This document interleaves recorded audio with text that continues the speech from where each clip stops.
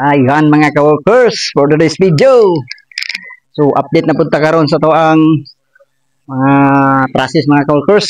Yan, ligo na kayo na to ang process mga ka-workers no. Ayan no. So, karon mga ka-workers, ligo na kayo ni. So nabutangan na to og stiffener plate diri sa tumoy. Yan.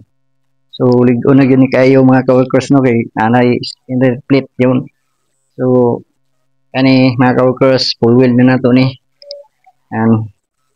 So, mauna na ang pormahan. So, lig-on din kayo mga ka-workers. So, dito sa splice plate. So, dito po mga ka-workers, atong splice plate. Muni ang katong dugtungan. Putol din mga ka-workers. Gikan din paingon dito, isa to kalint. So, butangan na to siya o splice. Yan, mali tawag splice plate.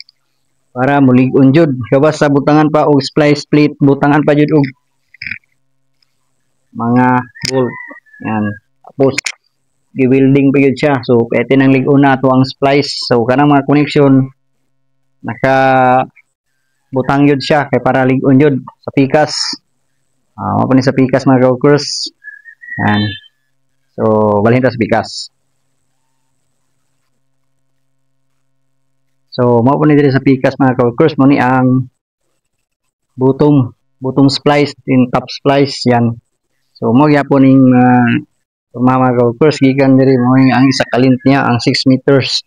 Din kanipod 6 meters po ni dito mga ka-workers padulong ay bawg. So, nagyapong splice ang ato ang bawg dai mga ka-workers so.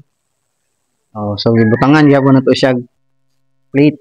Yan para lig-on jud siya mga ka-workers. So sulid jud niya to ang trabaho. Gawas nga gibutangan pa nato ni siya diri. Diri pod kaniya hang splice diri. So nagyapoy kuan mga bolted. Yan. Napagi support nga round bar. Na 16 mm. Yan.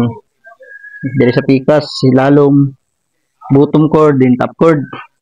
Then napag ni siya riri sa may poste na sa iyang main post na niya naagya po siya support sa likuran portion. Yan muna ito ang poste. Ito ang poste diri. So naagya po siya lig-on yun siya kayo mga ka-workers no.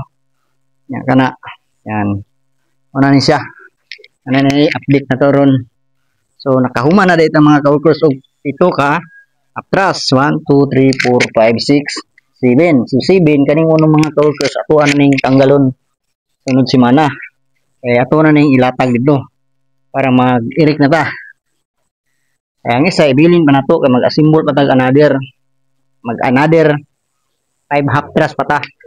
Yan. So mga ka-workers ano ni siya karon ang kulang. So sunod semana ni ato na ning tagingan. Pangalan nato ni siya og marking para sa parlins.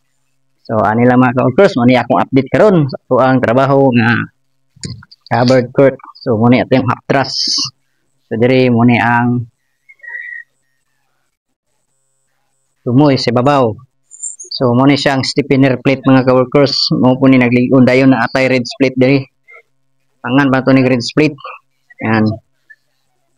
So mo ni siya stiffener plate so lig-on jud ni kay mga ka-workers.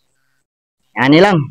Nani gining project sa gobyerno mga ka-workers nang lagi ni siya lig-on.